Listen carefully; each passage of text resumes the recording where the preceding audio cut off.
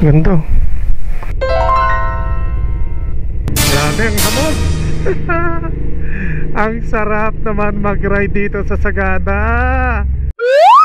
Good morning guys.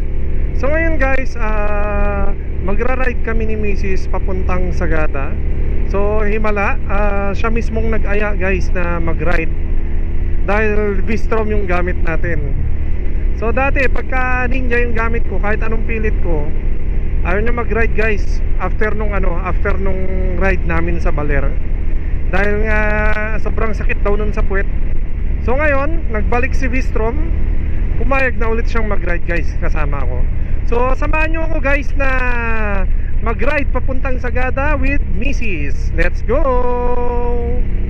Pangit ng kalsada. Pangit talaga ng kalsada rito sa boundary ng Cordon sa Santiago.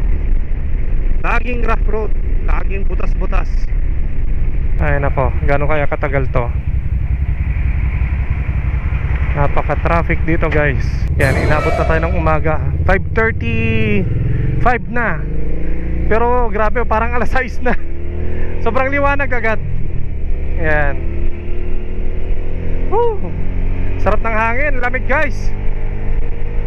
Papasok na tayo ng Ifugao. So merong checkpoint. Pero okay na po. Okay na. Thank you sir. Ay. Dito na tayo guys sa Banawe. Alam muna tayo dito.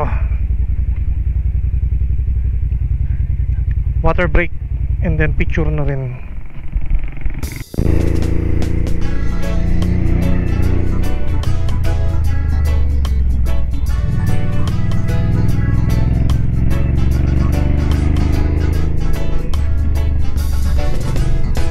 Grabe, ang ganda ng view.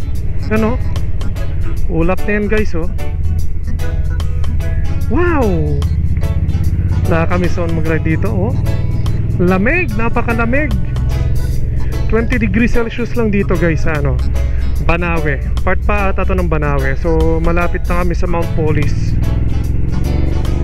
Ang lamig, sarap. Grabe, ang hamog. Ang sarap naman mag-ride dito sa Sagada. Wow. Yan oh. Hamog ba yan o ulap na yan? Halos zero visibility na rito. Wow, sarap naman. Ito yung namimiss ko dito, yung experience na gantong grabe oh.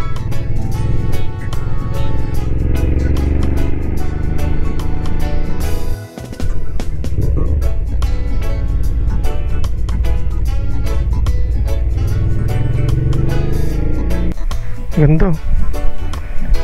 Yan guys, nandito na kami sa Mount Polis. So huminto lang kami saglit kasi ang ganda ng rice terraces dito sa Mount Polis oh. Pati yung ilog dun, ganda. Oh, sarap dito guys sa Sagada, dito sa Mount Polis. Napakalamig. Water break muna tayo.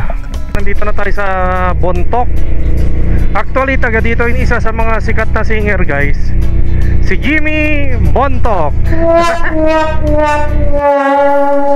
So yun guys, nandito na kami sa Sagada. So time check, na 8:29. So 5 hours lang namin tinakbo from Ilagan to Sagada. So dito kami ngayon sa isang wow Cafe by the Clouds. So dito lang muna kami magbe-breakfast as requested by Mrs. So kita nyo kasi yung view dito guys. So napakaganda ng view. Baba tayo. Ayan. Yan yung view. Wow, ganda. So dun tayo kakain. Okay, kain na muna tayo guys. I think hanggang dito na lang tong vlog ko guys. I hope na nagustuhan nyo yung aking vlog, ang ride namin papunta dito sa Sagada. Thank you for watching. Peace.